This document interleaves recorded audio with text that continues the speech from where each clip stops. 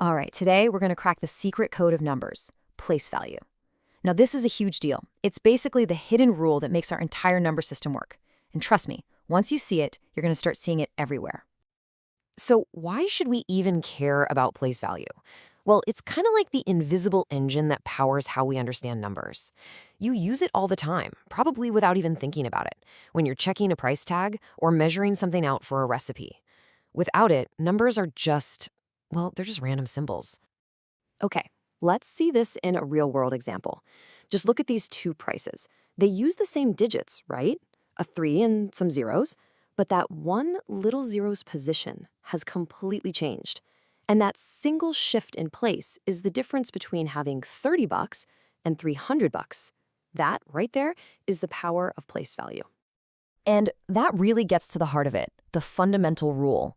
The value of a digit isn't just about what the digit is, it's all about where it sits. Is it in the ones column, the tens, the hundreds? Its position is absolutely everything. Now, most of us are pretty comfortable with the whole numbers to the left of the decimal point, but today we're really going to focus on what's happening to the right of that point. We're diving into the world of tenths and hundredths. These are the pieces that represent parts of a whole. So to really get this, we've got to speak the language.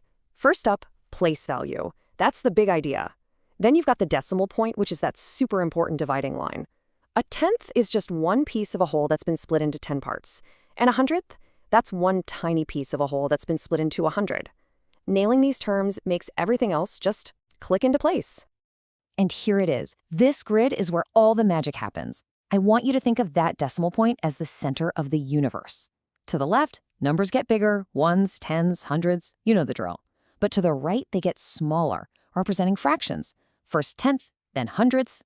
So in 3.7, that 7 means 7/10. In 8.04, that 4 means 4/100ths. It's all about its position relative to that point. So how do we actually build a number from all its different parts? Let's say we start with this big expanded form. First, let's grab all the whole number parts. 10,000, 2,000, 340, and 5. Put them together, you get 12,345. Easy enough. Then we combine the decimal parts, 6/10ths and 7/100ths, which gives us 0.67. Put it all together, and bam, 12,345.67. And hey, here's a little pro tip for you. When you read a number like this out loud, you see the digits after the decimal point one by one. So we say 0.67 and not 0.67. It sounds like a small thing, but it helps avoid any confusion and keeps the value of each place crystal clear. Okay, you ready for the power move?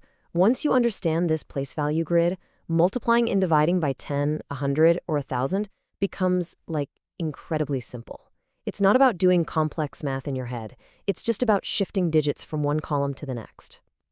And here's the cheat sheet. It's really this simple. When you multiply by a power of 10, the number gets bigger, so every single digit slides to the left. When you divide, the number gets smaller, so they all slide to the right. And the number of zeros tells you exactly how many places they need to jump. That's it. Let's actually see it happen. We've got 0.9. We want to multiply it by 10. Okay, 10 has one zero, so that's our signal. Shift everything one place to the left. The 9 in the tenths column just hops right over the decimal point and into the ones column. And just like that, 0.9 becomes 9. So simple. Now let's try it the other way, with division. We're going to divide 350 by 100. The number 100 has two zeros, so that tells us what to do. Shift every digit two places to the right. The 3 hops from the hundreds column all the way to the ones. The 5 hops from the tens to the tenths. And there you have it. 350 becomes 3.5. So, what does this all mean? What new skills have you picked up? Well, you've got a seriously powerful new way to look at and work with numbers. So let's do a quick check-in. You've totally cracked the code on tenths and hundredths. You've learned that awesome shortcut of just shifting digits to multiply and divide by powers of 10. You haven't just memorized some rules, you've really unlocked the logic behind the whole place value system. And I want to leave you with a little something to chew on. Think about this challenge here. Arun thinks his number has to be bigger just because his hundredths digit is a 9.